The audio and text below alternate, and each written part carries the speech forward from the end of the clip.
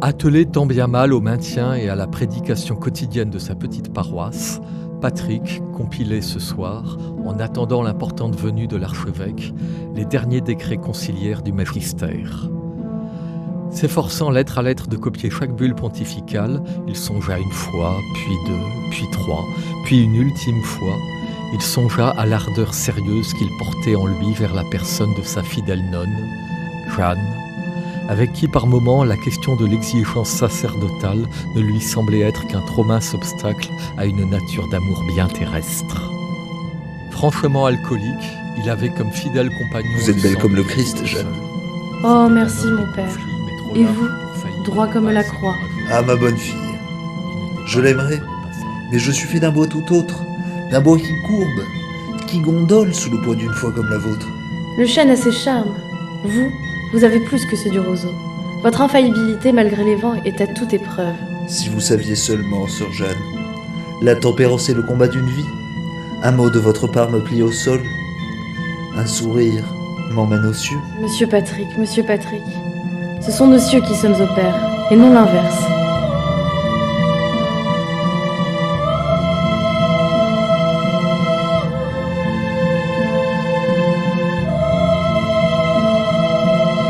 Mon père, les communications avec Rome ne sont toujours pas rétablies, mais je crois qu'il sera bientôt là.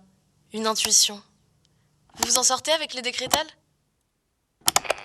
D'accord, merci Jeanne. Oui, je pense en avoir bientôt fini avec ce que je fais. Si le Saint-Siège daignait un peu entretenir ces lignes, la vie serait plus simple ici.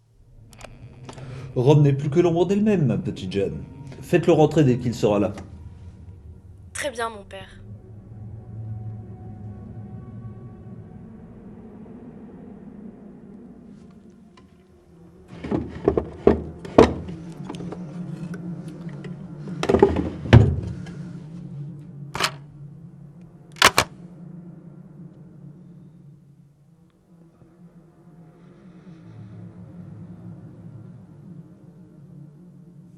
Prends une taffe.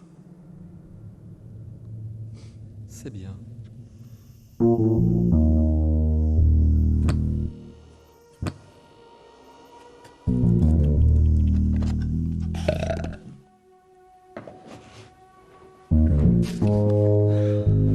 Bonsoir, mon fils. Bonsoir, mon père. Asseyez-vous, je vous en prie. Merci. Bon. Bien qu'il soit tard, je vous implore la confesse. C'est une extrême urgence. Il est tard, certes. Je ne confesse plus à cette heure. Et je m'en doute, mais la faute est très grave. C'est en admettant ses vices que l'on parvient à se repentir. Toutes nos fautes méritent leur nuit d'expiation, mon fils. Elles sont toujours trop longues. C'est pour ça, soyez charitable avec un pauvre fidèle en prix de contrition, venu frapper à la porte de votre pitié, mon père. Votre souhait de pénitence me touche. J'accepte de vous donner l'absolution. Suivez-moi jusqu'au confessionnal. Merci infiniment, mon père.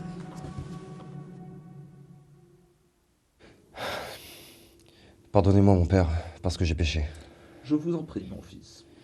Bon, j'espère que vous le comprendrez, mais ma confession nécessite un préambule quelque peu long. Sans celui-ci, selon moi, ça n'aurait que peu de sens. Allez-y. Merci. J'aimerais, dans un premier temps, vous restituer l'atmosphère si particulière de mon enfance, dans cette bonne vieille Bourgogne disparue depuis. De ces champs et ces collines colorées par le soleil de l'Est, de la ferme du vieux Tauraillé où je fis mes premières classes, de son vieux silo. Il y avait les maisons des agriculteurs où je me plaisais à contempler le soleil couchant, les ciels de la nuit et les vieilles lunes de septembre. Il y avait aussi le vieux moulin. Et en contrebas de la mairie, l'avoir fleuri, où les dames du village s'attelaient à laver les infidélités de leurs époux. Et puis le château d'eau et les balades en dirigeable. Et aussi la mare, où nous autres enfants aimions y jeter des cailloux, satisfaits par l'ondulation de l'eau, et où pour la première fois j'y rencontrai Dieu. Ce fut bien avant que le monde... Mon père! La très sainte ligne n'a même plus de tonalité, je ne sais pas ce qui se passe, mais ça ne s'est jamais produit. J'ai peur, mon père.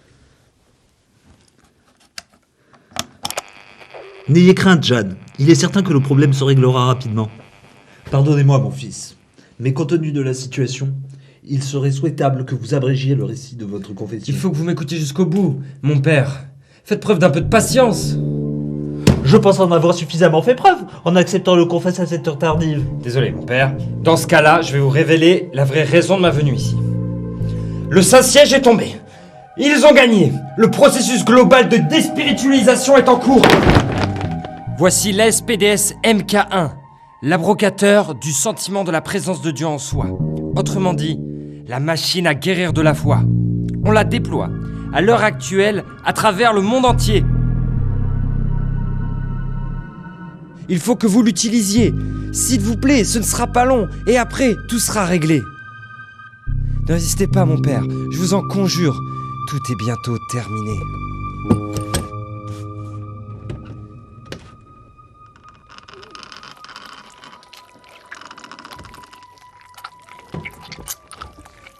Le réformisme étatique n'aboutit qu'à la recomposition de l'aliénation.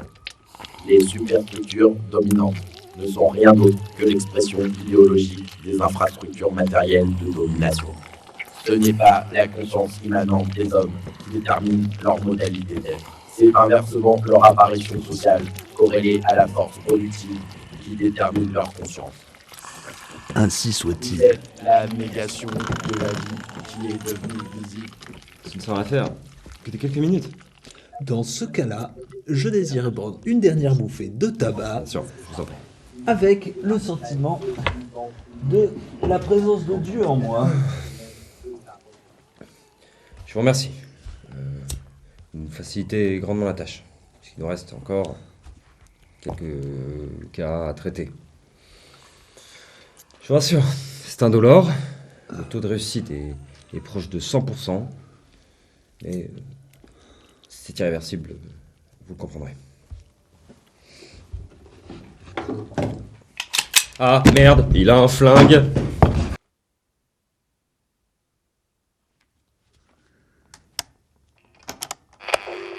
Jeanne, lingette! Lingette, Jeanne!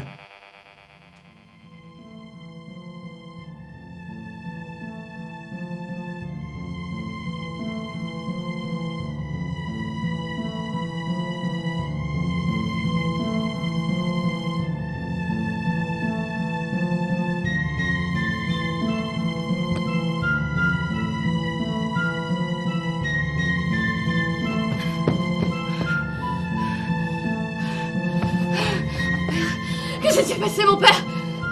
Mon père! Mon père, que s'est-il passé, mon père? Que s'est-il passé? Mon père! Que s'est-il passé? Vous avez sûrement eu de bonnes raisons de faire ça. Vous qui êtes si bon, vous qui êtes si pur, vous qui êtes si pur, Calmez-vous, Jeanne! Calmez-vous! C'est pas le moment de prononcer!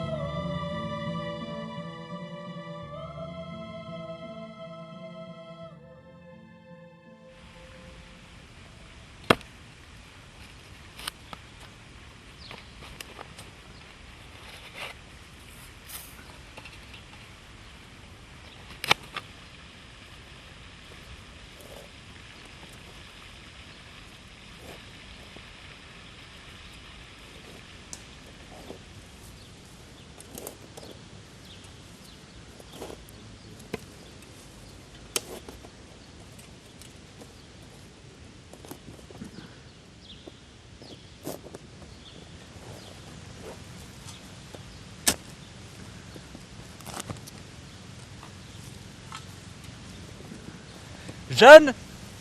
Lingette! Lingette!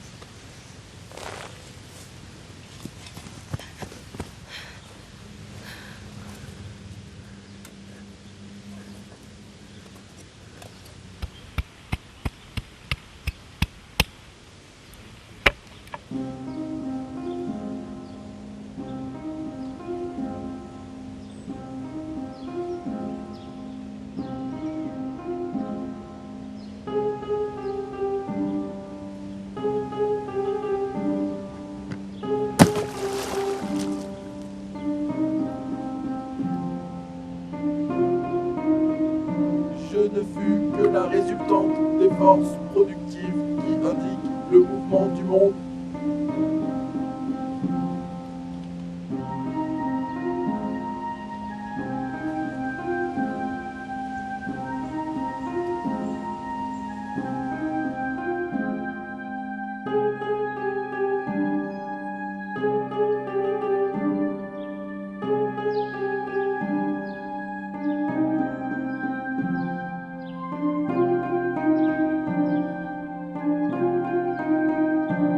Il a fait beau aujourd'hui, n'est-ce pas, Jeanne?